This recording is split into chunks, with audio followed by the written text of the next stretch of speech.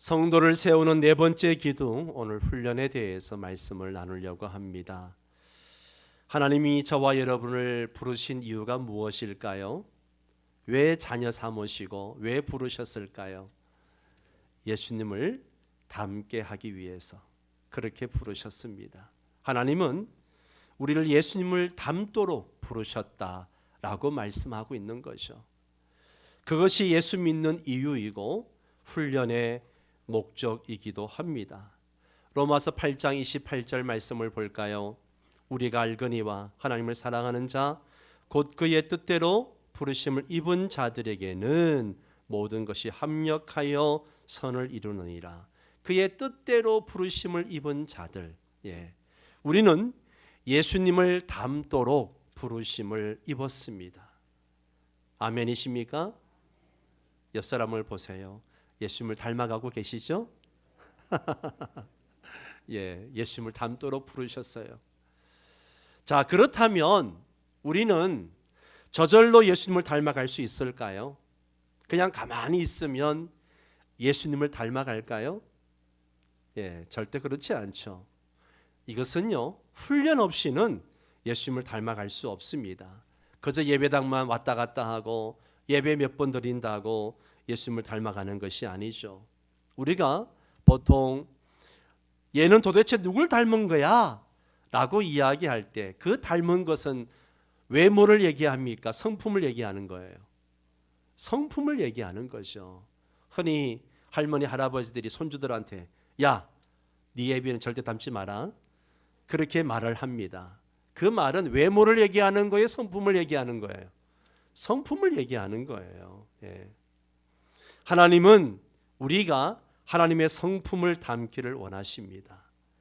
이것은 훈련 과정을 통해서만 가능하다는 거예요. 그냥 우리가 신앙생활 몇 년 하고 교회 왔다 갔다 하고 그런다고 되는 게 아니고요. 반드시 훈련 과정을 통해서 우리가 주님을 닮아간다는 거죠. 그래서 오늘 그 이야기를 좀 하려고 합니다. 훈련. 왜 우리 그리스도인들이 훈련을 받아야 되는가? 자, 여기서 그러면 훈련은 무엇을 의미하는 것인가? 첫째 훈련은 예수님을 닮아가는 과정입니다. 이것을 훈련이라 그러는 거예요. 오늘 본문 말씀 13절을 같이 한번 읽습니다. 우리가 다 하나님의 아들을 믿는 것과 아는 일에 하나가 되어 온전한 사람을 이루어 그리스도의 장성한 분량이 충만한 데까지 이르리니 라고 말씀하고 있습니다. 예수님의 삶과 가르침을 본받고 그대로 살아가는 것이 제자도이고 훈련입니다. 믿는 우리가 예수님을 먼저 본받고요. 그리고 믿지 않는 사람들에게 그 본받은 예수님의 모습을 전하는 것이 우리 하나님의 계획입니다. 우리를 먼저 그렇게 부르신 이유가 나로 하여금 예수님을 본받게 하고 또 내가 예수님을 믿지 않는 사람들에게 그렇게 전할 수 있도록 하는 거, 이게 하나님의 계획이에요. 그래서 마이클 위클슨하는 목사님은 이런 얘기를 했어요. 제자도는 현실 세계에서 예수님과 함께 생활하는 것이다 라는 말을 했습니다. 닮기 위해서는 같이 살면 되는 거예요. 예수님이 내 옆에 계시듯이 그분의 가르침대로 사는 것이 훈련이고 제자도입니다. 이게 그리스도인의 삶이죠. 그러면 예수님을 닮기 위해서 우리가 어떻게 하면 될까? 구체적으로 예수님을 닮은 성품을 개발하는 것입니다. 예수님을 닮기 위한 훈련은 어떤 성격을 바꾸는 것이 아니에요. 성품을 개발하는 것이죠. 예수님을 닮으라고 하는 말이 우리의 모든 성격을 다 버리고 예수님의 복사판이 되라 이런 것이 아니라는 거죠. 하나님은 우리 모두에게 독특한 성격들을 주셨어요. 성격도 천차만별입니다. 어떤 사람은 급하고 어떤 사람은 느리고 꼼꼼한 사람이 있는가 하면 덜렁대는 사람이 있고 얌전한 사람이 있는가 하면 활달한 사람이 있고 내성적인 사람이 있는가 하면 외향적인 사람이 있고요. 심각한 사람이 있는가 하면 늘 쾌활한 사람이 있습니다. 겁이 많은 사람이 있는가 하면 담대한 사람이 있어요. 다 다릅니다. 예수 그리스도를 닮는다는 것은 이런 성격을 바꾸는 것이 아니라 그 사람 안에 있는 성품을 꾸준히 개발하는 것입니다. 성경에는 여러 가지 성품들이 소개되고 있습니다. 그 대표적인 게 성령의 9가지 열매이죠. 사랑, 희락, 화평, 오래 참음, 자비, 양성, 충성, 온유, 절제. 어떻게 이러한 성품들을 개발할 수 있을까요? 이것은 훈련을 통해서만 가능합니다. 훈련으로 이러한 예수님의 성품을 닮아가는 거예요. 그래서 훈련이란 예수님을 닮아가는 과정을 얘기하는 겁니다. 두 번째로 훈련은 누가 하시는 건가? 내가 하는 건가? 아니요. 훈련은 성령님께서 하시는 일입니다. 성령님이 하시는 일이에요. 고린도후서 3장 18절 세 번역으로 보면요, 이런 말씀이 있습니다. 그 중간에 보면 우리는 주님과 같은 모습으로 변화하여 점점 더 큰 영광에 이르게 됩니다. 이것은 누가 하시는 일이에요? 영이신 주님께서 하시는 일입니다. 성령님께서 하시는 일이라는 거예요. 여기에 변화하여라고 했는데, 변화는 애벌레가 나방이 되고 나방이 나비가 되는 그런 엄청난 변화, 놀라운 변화를 얘기하는 거죠. 성령님이 우리 안에 역사하심으로 우리의 내면 세계를 변화시킵니다. 그러면 내가 어떻게 하면 변화됩니까? 어떻게 하면 변화가 돼요? 그 첫째는 예수 그리스도가 우리 안에 사시게 해야 하는 거예요. 내 안에 예수님이 살게 해야 되는 겁니다. 갈라디아서 2장 10절을 함께 읽습니다. 내가 그리스도와 함께 십자가에 못 박혔나니 그런즉 이제는 내가 사는 것이 아니요 오직 내 안에 누가? 그리스도께서 사신 것이라. 이제 내가 육체 가운데 사는 것은 나를 사랑하사 나를 위하여 자기 자신을 버리신 하나님의 아들을 믿는 믿음 안에서 사는 것이니라. 아멘, 아멘. 여러분, 내 삶의 주도권은 나에게 있지 않습니다. 내가 주도권을 가지고 있는 게 아니에요. 우리는 예수님과 함께 죽었고 예수님과 함께 살아 있습니다. 예수님이 지금 우리 안에 살아 계십니다. 이러한 사실을 깨닫게 하시고 예수 그리스도께서 우리를 통해 사시도록 우리를 도우시고 이끌어 가시는 분이 누구냐? 성령님이 그 일을 하시는 거예요. 성령님은 예수님께서 우리를 통해 사시도록 우리의 마음을 막 감동하시고 또 때로는 깨닫게 하시고 이끌어 가십니다. 우리는 성령님의 감동과 인도하심에 순종하며 우리의 삶의 주도권을 주님에게 내어드리는 삶을 살아야 합니다. 그래야 우리가 성령님의 하시는 그 역사에 동참할 수가 있는 거죠. 또 두 번째는 우리는 성령님을 따라서 행해야 합니다. 누굴 따라서 행해야 된다고요? 성령님을 따라서 행해야 돼요. 갈라디아서 5장 16절 같이 읽습니다. 내가 이르노니 너희는 성령을 따라 행하라. 그리하면 육체의 욕심을 이루지 아니하리라. 아멘. 우리 자신을 성령님에게 꾸준히 내어드림으로써 성령님이 온전하게 역사하실 수 있도록 해야 합니다. 꾸준히 내어드려야 돼요. 예배 드릴 때만 성령님 저를 주관해 주세요. 기도할 때만 성령님 저를 주관해 주세요. 이게 아니고요. 내 삶 속에서 하나님, 내 직장의 일, 내 사업장의 일, 내 가정의 일, 자녀 교육의 일, 모든 일들을 성령님께 꾸준히 내어드리면서 성령님께서 온전하게 역사하실 수 있도록 해야 한다는 거죠. 이게 훈련이에요. 우리는 육신이 아니라 성령에 의해 사는 것을 지속적으로 선택해야 됩니다. 선택해야 돼요. 그래서 존 서터도 목사님은 성령은 우리 안에 임재해 계시고 우리를 소생시키시고 거룩하게 하시며 신자에게 위로부터 오는 힘을 주시는 이시다, 그런 이야기를 했습니다. 여러분, 이러한 은혜를 우리가 힘입기 위해서는 성령님을 따라서 행해야 합니다. 또 세 번째, 훈련은 성도들의 의지적인 헌신을 필요로 합니다. 우리의 헌신이 있어야 돼요. 훈련은. 빌립보 2장의 말씀 보세요. 그러므로 나의 사랑하는 자들아, 너희가 나 있을 때뿐 아니라 더욱 나 지금 나 없을 때에도 항상 복종하여 어떻게 하라고요? 두렵고 떨림으로 너희 구원을 이루라. 예. 두렵고 떨림으로 너희 구원을 이루라. 성령님은 내 의지와 상관없이 당신 뜻대로 행하시지 않습니다. 나의 헌신이 있어야 돼요.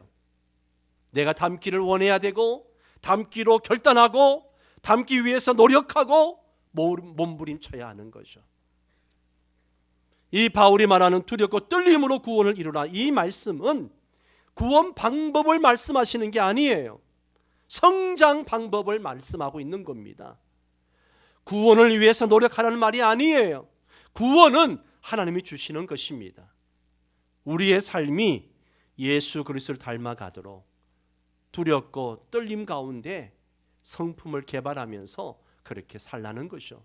그러기 위해서는 따라서 합니다. 옛 태도를 버려라. 예, 첫 번째가 옛 태도를 버려야 합니다. 바울은 썩어져가는 구습을 따른 옛사람을 벗어버리라, 그렇게 이야기했습니다. 옛날의 습관, 예수 믿기 전에 몸에 밴 아주 이기적이고 자기중심적이고 세상적 습관을 우리는 예수 믿고 난 다음에는 버려야 됩니다. 버려야 돼요. 거짓, 함부로 말하는 것, 교만, 불평, 불만, 험담하는 거, 시기하고 분쟁하는 거, 이런 것들을 우린 버려야 돼요. 예수를 믿으면서도 여전히 그러한 것들을 가지고 있고 입에 담고 있고 행하고 있으면 예수님 닮은 게 아니죠. 닮은 게 아니에요. 옛 태도를 버려야 됩니다. 따라서 합니다. 생각을 바꿔라. 두 번째가 생각을 바꿔야 돼요. 오직 너희의 심령이 새롭게 되어라는 말씀이 있는데요. 여러분, 회개의 시작은요, 생각을 바꾸는 것에서 출발하는 거예요. 이게 회개의 시작입니다. 잘못된 옛것에 대한 생각을 버리고 성령이 주시는 새로운 생각으로 새로워지고 채워져야 됩니다. 하나님에 대해서, 자기 자신에 대해서, 다른 사람에 대해서, 죄에 대해서, 여러 모든 것에 대해서 생각을 바꾸고 새로운 관점을 가져야 돼요. 즉 예수 그리스도의 태도와 관점을 갖는 겁니다. 자기 중심적인 생각에서 하나님 중심으로, 타인 중심으로 생각을 바꾸는 거죠. 이는 곧 그리스도 예수의 마음을 품는 것을 의미하는 것입니다. 이렇게 우리는 훈련을 통해서 예수님을 닮아가는데요, 이렇게 훈련을 하기 위해서 하나님이 사용하시는 훈련 도구들이 있어요. 훈련 도구들이 있습니다. 그 도구들이 뭐냐? 첫 번째는 하나님은 진리를 사용하십니다. 진리를 사용하세요. 예수님은 그들을 진리로 거룩하게 하옵소서, 하나님 말씀은 진리니이다라고 말씀하셨습니다. 이 진리가 뭐예요? 하나님의 말씀. 말씀은요, 우리에게 생명을 불어넣고 믿음을 만들고 변화를 일으키고 상처를 치유하고 인격을 형성하고 유혹을 이기게 하고 희망을 주고 마음을 깨끗하게 하고 영원한 미래를 보장해 주는 게 진리입니다. 말씀이에요. 이 말씀을 하나님은 훈련 도구로 사용하시는데요, 이 말씀의 도구로 훈련을 받으려면 첫 번째, 하나님 말씀의 권위를 인정해야 합니다. 말씀의 권위를 인정해야 돼요. 사람들은 종종 잘못된 권위와 기준을 따릅니다. 대표적인 게 뭐나요? 뭡니까? 문화.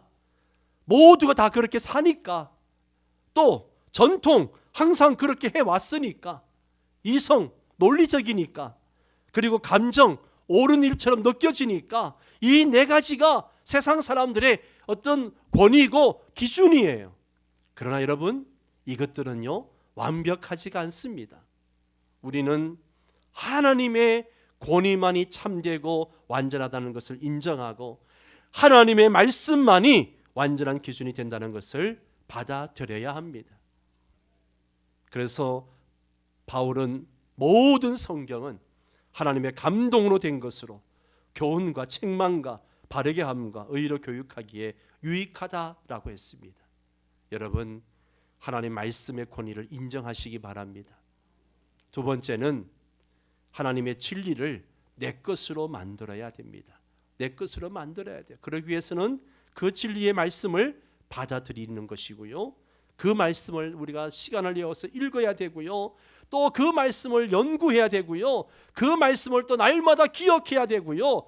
또 그 말씀을 내 삶 속에 반영해야 돼요. 적용하는 거죠. 예.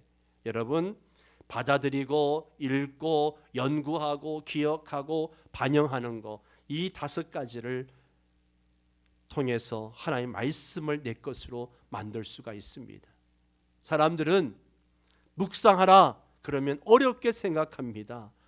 특별한 방법이 있는 것처럼 생각을 해요. 우리가 매일 성경을 지금 매일마다 하고 있지 않습니까? 새벽에도 그 말씀을 가지고 나누고 있습니다. 그런데 묵상하라 그러면 벌컥 겁을 냅니다. 어렵다고 생각을 해요. 그렇지 않습니다, 여러분. 우리가 생각할 수 있는 능력이 있고 걱정할 수 있는 능력만 있으면 누구든지 묵상할 수 있습니다. 죽음에 대해 잠시 생각해 보십시오. 내가 만일 오늘 죽는다면, 그렇게 생각을 해서 계속 생각을 이어나갈 수 있지 않습니까? 그러면 묵상할 수 있는 사람이에요. 하나님의 말씀을 묵상함으로 그 말씀이 내 것이 되도록 해야 됩니다. 여러분, 진수성찬도 먹어야 내 것이 됩니다. 내가 먹지 않는데 내 것이 됩니까? 하나님이 우리를 차려놓으신 밥상을 내 것으로 만들기 위해서는 내가 먹어야 돼요. 하나님의 말씀을 먹어야 됩니다. 세 번째로 하나님의 진리를 적용해야 됩니다. 적용해야 돼요. 예수님께서 마태복음 5장, 6장, 7장 산상수훈을 다 말씀하시고 난 다음에 맨 마지막에 하시는 말씀이 뭐예요? 그러므로 누구든지 나의 이 말을 듣고 행하는 자는 그 집을 반석 위에 지은 지혜로운 사람 같으리니 라고 했습니다. 예. 하나님의 말씀은 우리의 동기를 드러내고 잘못을 지적하고 죄를 꾸짖고 변화를 기대합니다. 여러분, 변화를 끓이는 것은 인간의 본성이에요. 변화하기 싫어합니다. 그렇기 때문에 말씀을 지속적으로 삶에 적용함으로써 변화를 추구해야 돼요. 모든 적용은 개인적이고 실제적이며 증명할 수 있어야 됩니다.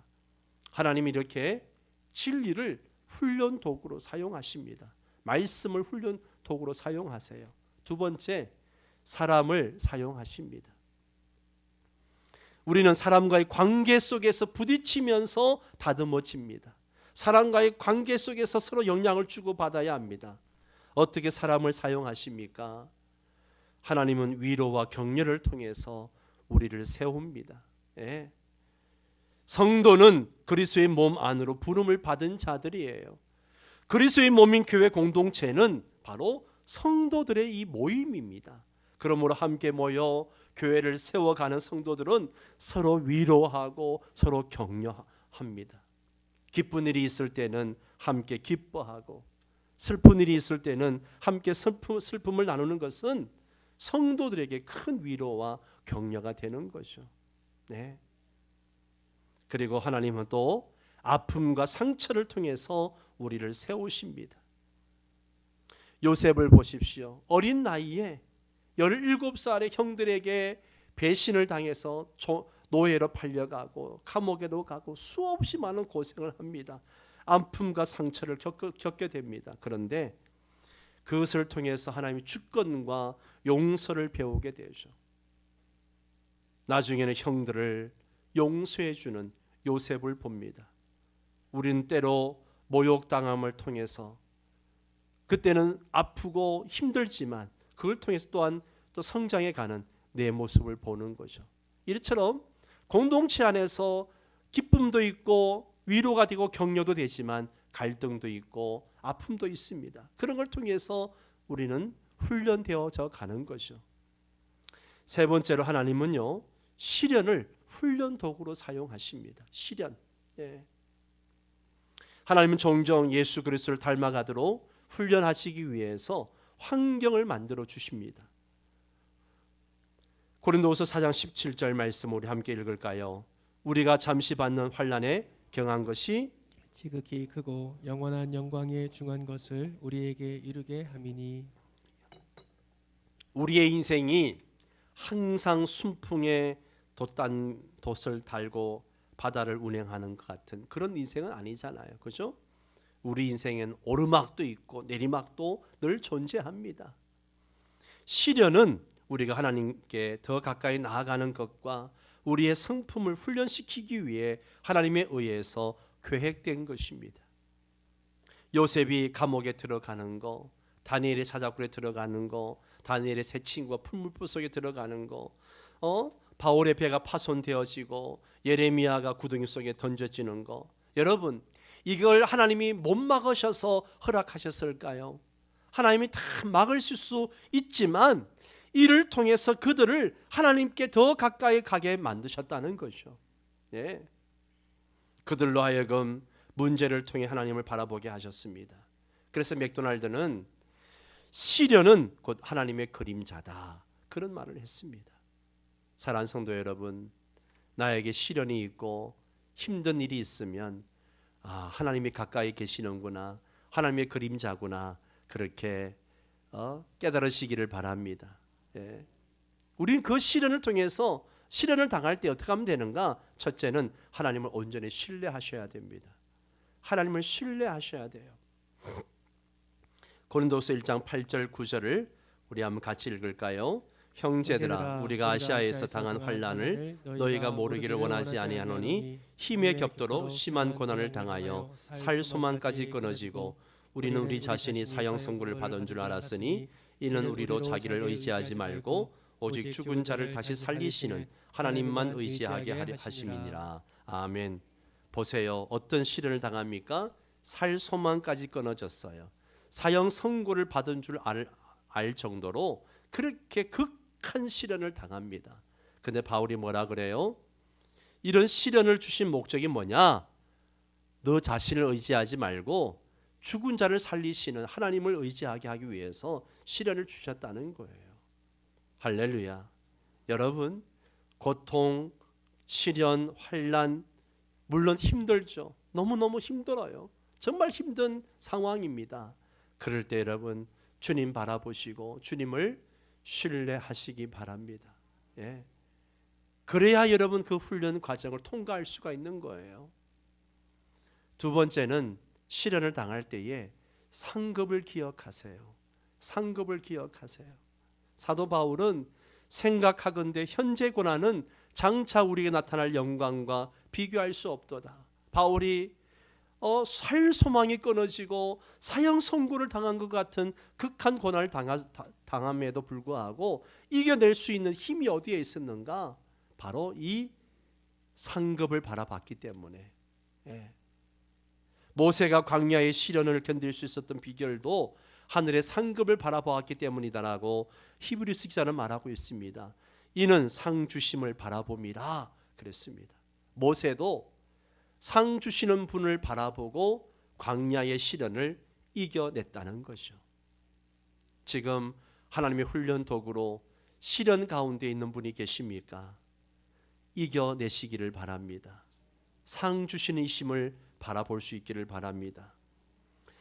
하나님은 훈련 도구로 진리를 사용하시고 사람을 사용하시고 시련을 사용하십니다. 네 번째로 또한 하나님은 시험도 사용하십니다.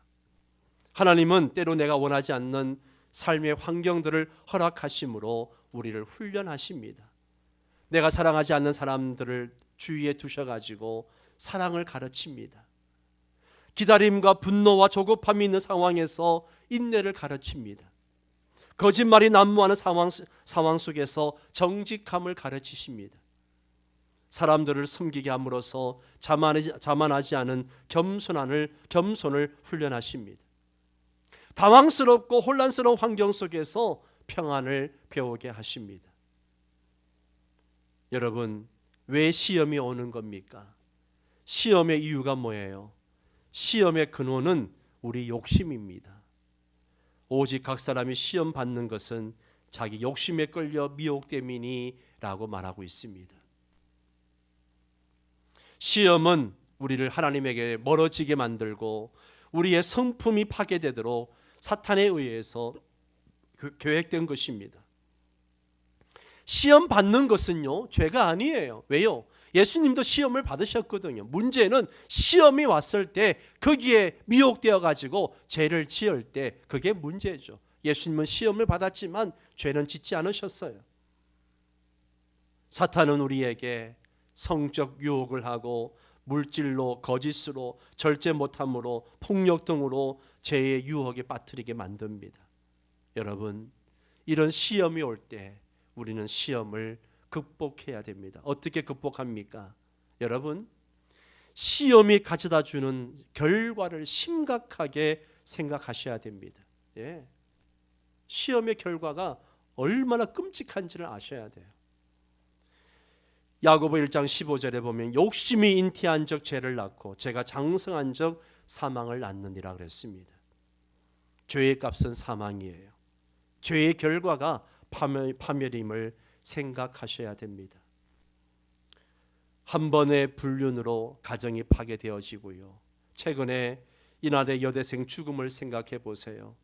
대학교 1학년 20살의 청년이 함께 술을 먹고 정욕을 이기지 못해서 친구를 강간하려다가 죽음에 이르게 하고 결국 법의 심판을 받게 되었습니다.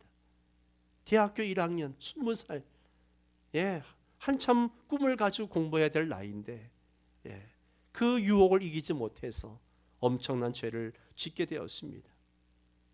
우리의 욕심을 극복하지 못하고 범죄한 결과는 사망이라는 것을 심각하게 생각해야 됩니다. 우리는 미끼를 볼 때에 그 미끼로 인해서 올 결과를 생각하셔야 돼요. 그냥 미끼가 얼마나 먹음직하고 탐스럽고 보암직합니까? 그러나 덥석 무는 순간 심각한 결과를 생각하셔야 돼요. 죄로 인한 마지막 결과를 민감하게 판단하고 볼 수 있어야 됩니다. 그래야 시험을 극복할 수 있습니다. 두 번째는 항상 좋은 것을 주시는 하나님 아버지를 생각하셔야 됩니다. 하나님은 우리에게 항상 좋은 것을 주시려고 하십니다. 하나님 아버지는 온갖 좋은 것으로 우리를 채워주십니다. 하나님에게서 오는 것은 오직 좋은 것과 완전한 것뿐이에요. 그것들은 값주고 살 수 없는 귀한 것들입니다. 여러분, 세상에서 가장 귀한 거, 공기, 물, 바람, 비, 자연, 이 모든 것들은요 다 완전하고 그리고 오직 좋은 것들이에요. 그런데 이것을 다 값없이 우리에게 주셨습니다. 우리는 변함이 없으신 하나님을 생각하면서 그분과 밀접한 관계를 맺을 때에 모든 유혹들을 극복해 나갈 수 있습니다. 그리고 세 번째로 진리의 말씀에 초점을 맞추셔야 합니다. 그래야 시험을 이길 수 있어요. 하나님의 말씀이 내 삶의 기준이 되어져야 됩니다. 진리의 말씀인 성경은요, 시험 극복을 위해 정확한 조언을 해주는 유일한 책입니다. 우리 마음에 이 말씀을 간직하고 붙잡는다면 유혹을 능히 이길 수 있습니다. 마지막 네 번째로 진리의 자신의 약점을 파악하고 철저하게 다스려야 됩니다. 고린도전서 10장 12절 메시지 성경으로 된 번역본을 보면요, 지나치게 순진하거나 스스로를 과신하지 마라. 자신감은 잊어버려라. 아무 소용없다. 하나님에 대한 신뢰를 키워라 그랬습니다. 하나님은 우리에게 자만하거나 과신하지 말라고 경고하십니다. 시험으로부터 예외가 되는 사람은 아무도 없습니다. 누구나 시험 받을 수 있어요. 사탄은 우리 약점을 너무나 잘 압니다. 자신의 약점을 인지하고 그 약점을 하나님께 가지고 나아가셔야 됩니다. 주변의 믿음의 지체들에게 기도를 요청하고 도움을 구하셔야 됩니다. 사랑하는 성도 여러분, 성도를 세우는 네 번째 기둥 훈련에 대해서 말씀을 배웠습니다. 우린 지금 훈련 과정 중에 있습니다. 하나님은 저와 여러분을 예수님을 닮아가도록 부르셨습니다. 그렇다면 우리는 훈련을 통해서 예수님을 닮아가야 합니다. 지금 우리의 문제는 내가 예수는 믿는데 예수님을 닮지 않았기 때문입니다. 예수님을 닮지 않았기 때문에 가정에서도 문제가 생기고 직장에서도 문제가 생기고 사회 속에서도 문제가 생깁니다. 여러분, 훈련은 그냥 되어지지 않습니다. 시간을 내셔야 되고 여러분 자신을 들여 헌신해야 됩니다. 이제 곧 후반기 제자 훈련이 시작되어집니다. 여러분, 제자 훈련도 훈련 과정입니다. 훈련 받으십시오. 목사님 저 이전에 받았습니다. 여러분 그렇게 말하지 마십시오. 훈련은 계속 반복입니다. 반복이에요. 한 번이든 5번이든 10번이든 계속 받으셔야 됩니다. 예수님의 성품을 담는 것 하루아침에 되어지지 않습니다. 습관이 되어야 됩니다. 명성교회 모든 성도들이 훈련을 통해서 예수님을 닮아가는 성도들이 되시기를 주의 이름으로 축원합니다.